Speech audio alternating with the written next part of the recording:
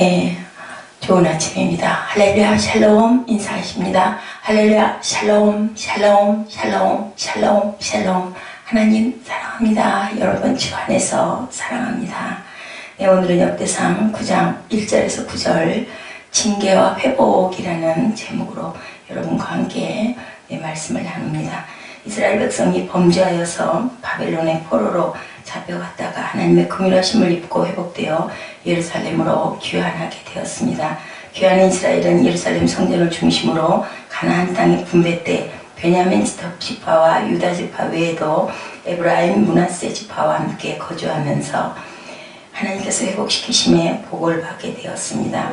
오늘 본문을 통해 하나님의 징계와 회복, 에브라임과 므낫세는 요셉의 아들들이죠. 그 지파입니다. 첫째로 하나님은 죄에 대해서 징계하십니다. 이스라엘이 하나님을 배반하고 우상숭배와 반역의 죄를 지어서 하나님을 분노케 하죠. 그렇게 함으로 결국은 이스라엘이 하나님의 징계를 받아 바벨론의 포로로 잡혀가게 되고 70년이라는 긴 세월 동안 고난과 절망 속에서 죄를 깨닫게 됩니다. 이것은 모두 하나님의 섭리였어요. 하나님께서 당신의 백성들을 사랑하시기 때문에 저들이 하나님을 떠나 우상을 섬기며 범죄하게 되었을 때 이렇게 징계를 하셨습니다. 다시 그러했지만 하나님께 돌아오도록 하시기 위한 도구로 징계를 하셨다라는 거죠.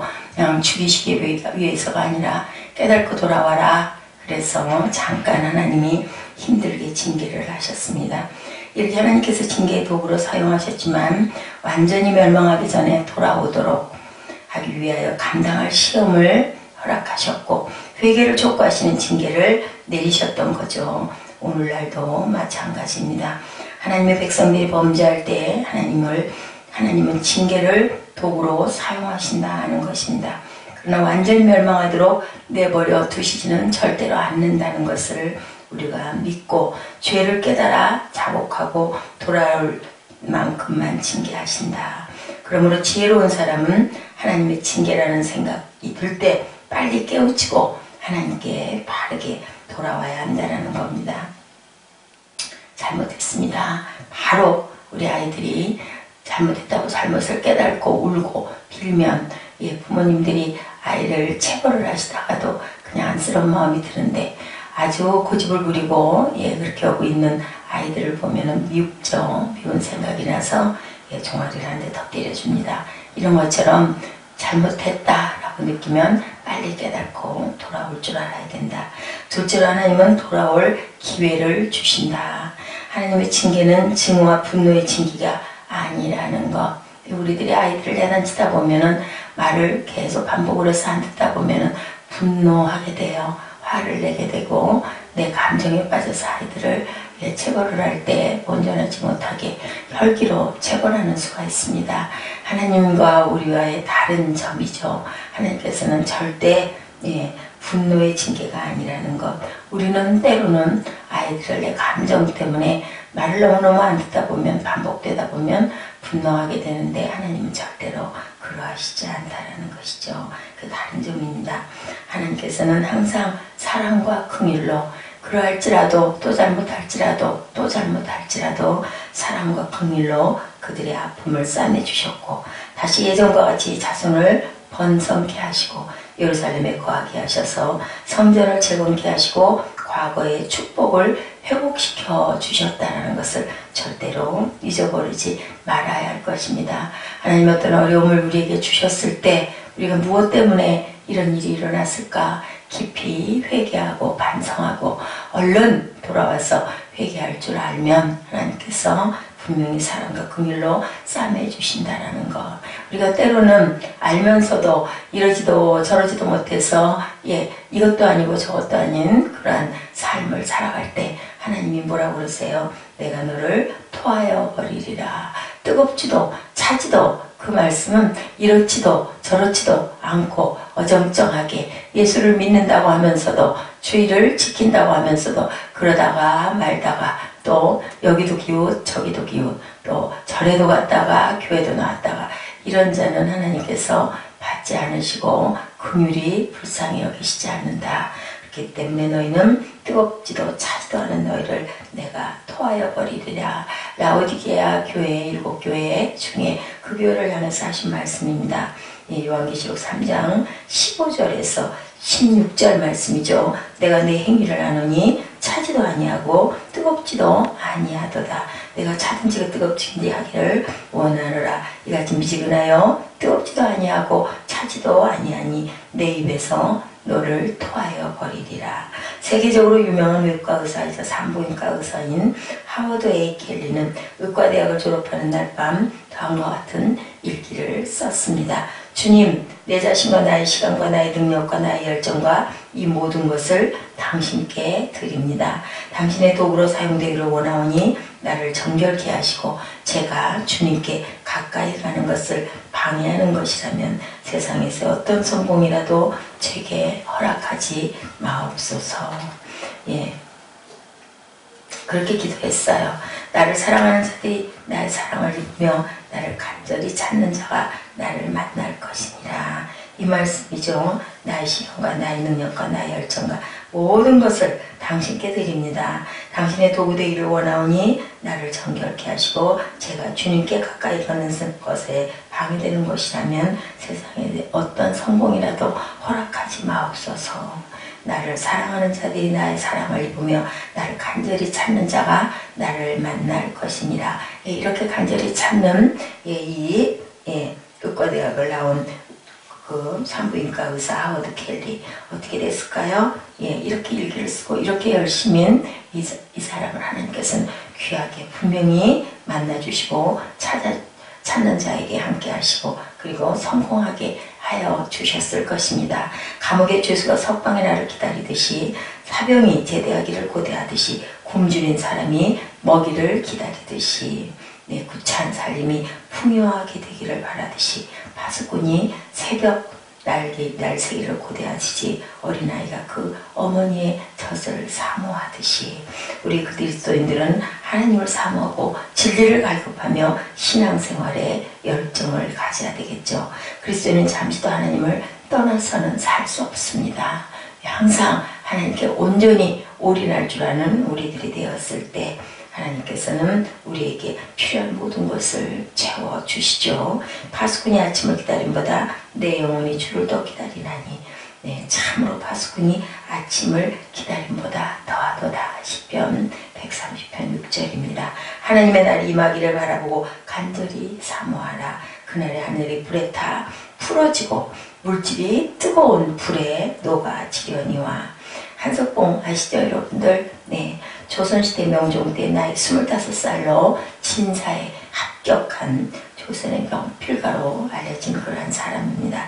임진왜란 때 왕의 행제소에서 문서를 담당하는 사보로 일을 하기도 했죠. 그가 어렸을 때 겪었던 일화는 너무도 유명합니다.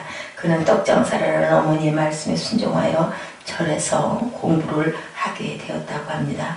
하루는 모친이 하도 보고 싶어 한 걸음에 그의 모친이 사는 초가집으로 달려갔죠. 공부를 끝내지 않고 집으로 돌아온 한석봉을 보고 그의 모친은 엄히 책망하며 불을 끄라고 했습니다. 그리고 떡을 썰면서 아들에게 글을 쓰라고 그러죠. 그때는 우리 펜으로 쓰는 게 아니라 억을 찍어서 붓으로 글을 쓸 때였습니다.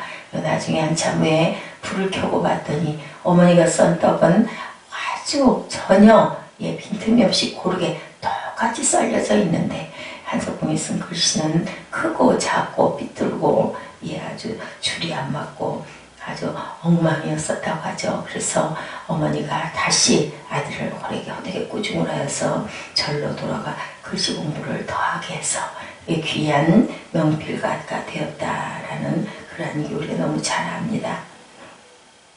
중국의 사신들도 한석봉의 친필로 된 글을 받기를 그렇게 소원하고 그런 소문이 들 정도로 명성이 대단한 그런 명필가가 되었다는 거죠. 서해대가 한석봉이 태어날 수 있었던 것은 극심한 가난 속에서도 아들을 위한 열정을 가지고 열심히 공부를 시킨 그 어머니의 인내와 그 사랑과 뜨거운 사랑 그리고 또 하나지 끈기 있게 참고 기다린 그런 어머니의 눈물과 피와 땀과 정성이었습니다.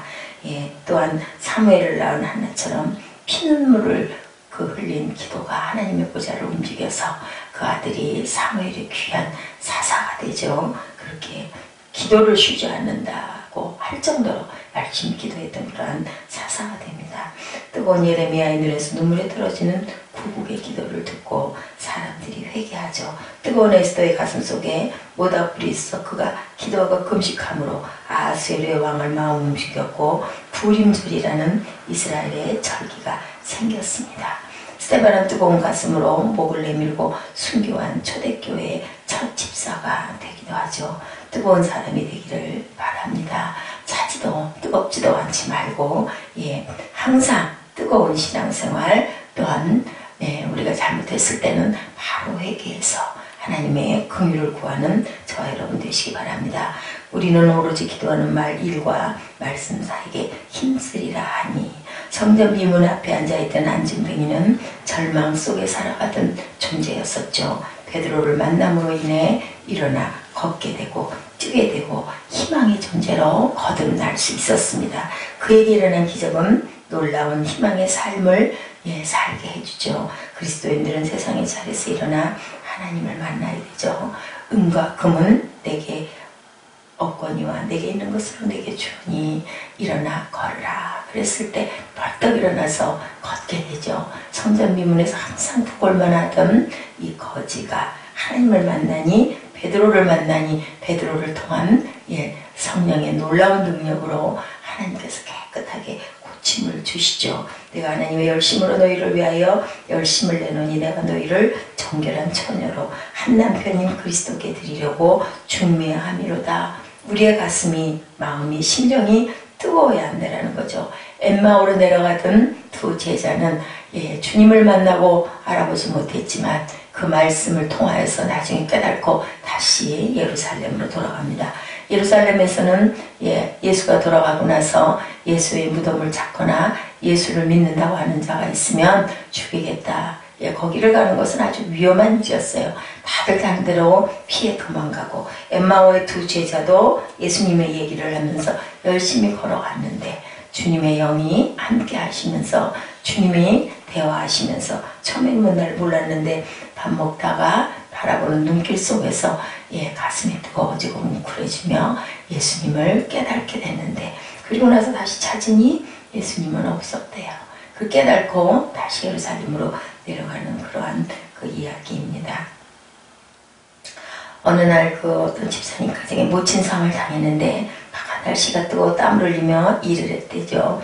염을 했다고 합니다. 수의를 입히고 입관을 시키고 그리고 평소에 따뜻했던 가슴팍을 이렇게 만져보니 목숨이 끊어지고 나니까 어떻게 됐을까요?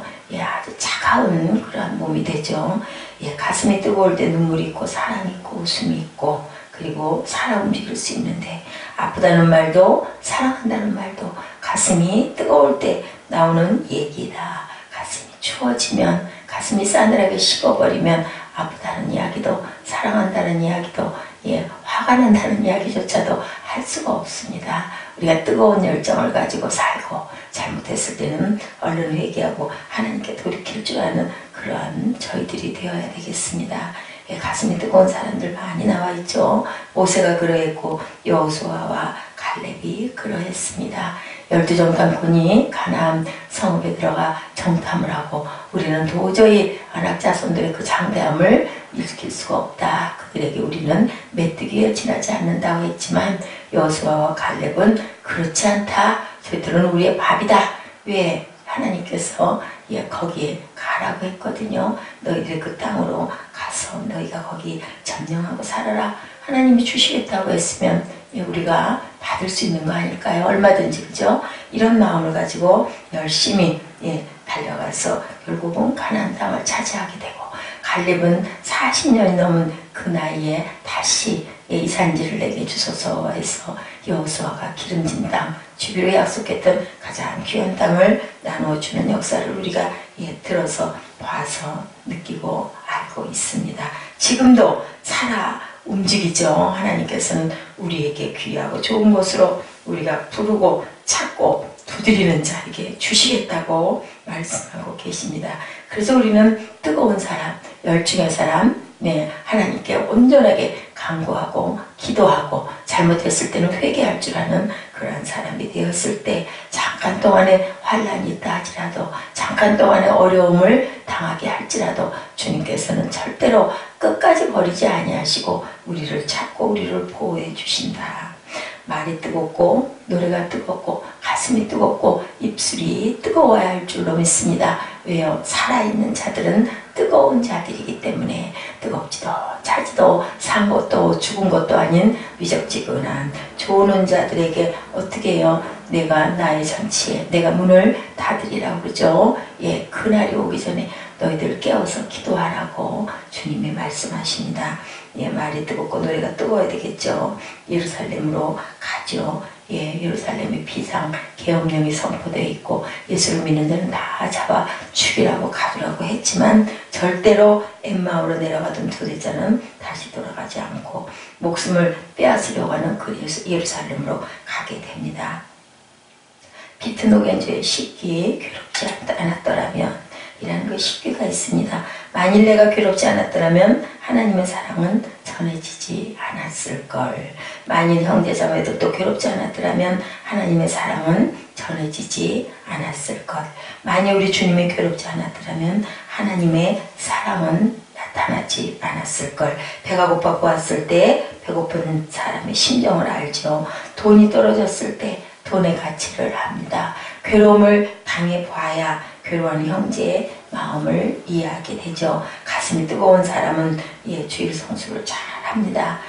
주일 성수하지 않고는 견디지 못합니다. 왜냐하면 가슴이 뜨겁기 때문이죠. 누구 눈치 보며 주일 성수 안 하러 안 가겠다고 하지 않습니다.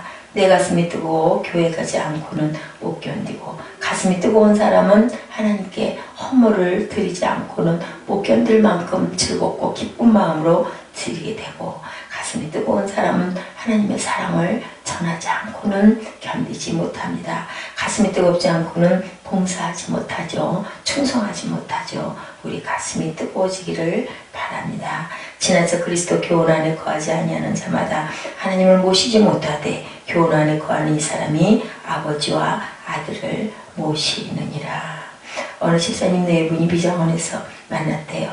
헌금과 안내 순서를 맡았기 때문에 일찍 한 분은 미장원으로 한 분은 예, 이발소로 갔다고 하죠. 왜요? 네, 머리가 단정하게 예쁘게 차리고 단정하게 신신고 가는 그런 집사님의 모습을 예, 주변 그 봉사를 받는 사람들도 아주 기쁘고 상큼하고 기분이 좋아지죠. 예, 또한 남편 집사님들도 이발소 가서 머리를 깨끗이 치장하고 뜨거운 마음으로 그리고 하나님을 사랑하는 그 마음으로 그런 열정으로 그런 겸손으로 그런 열심을 가지고 선수를 가지고 이렇게 봉사할 때 예, 머리는 냉철하고 가슴은 뜨겁고 이것이 혼동이 돼서는 안 되겠죠. 뜨거운 기도는 사람의 마음을 예, 움직이고 뜨거운 기도는 사람의 마음을 움직이는 것뿐만이 아니라 하나님께서도 그 마음을 바라보시고 예쁘다고 여겨주시고 기도 응답해 주시고 들어주신다는 것.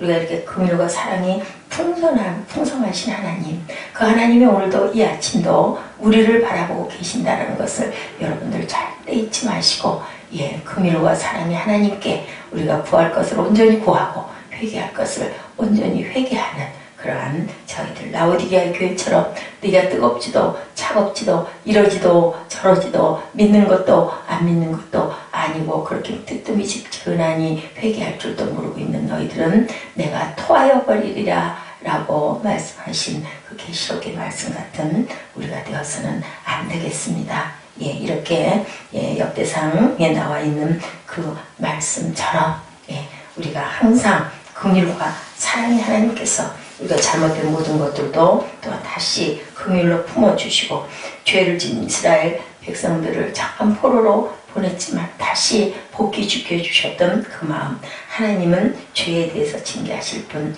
그 사랑하는 자녀를 절대 버리시지 않는다라는 그것을 우리가 깨닫고 알고 이 아침도 우리가 하나님께 깊이 기도할 줄 아는 그러한 하루 또한 새롭게 시작하며 어제까지의 잘못된 부분도 다 비우고 내려놓고 기도할 줄 아는 그러한 삶이 될 수 있도록 하나님, 제가 이렇게 부족합니다. 겸손하게 낮아져서 기도하시는 이 아침 오늘 하루도 지켜주소서. 이제 올해가 한 며칠 남지 않았죠. 예, 그런데 이제 열흘 조금 남았습니다. 그 날 동안 우리 지나온 2014년 돌아보고 새로 올 2015년을 우리가 반갑게 기쁘게 그리고 온전하게 맞을 수 있도록 오늘도 기도로 시작하는 그러한 힘찬 하루가 되시기를 주님의 이름으로 축복합니다. 기도하시겠습니다.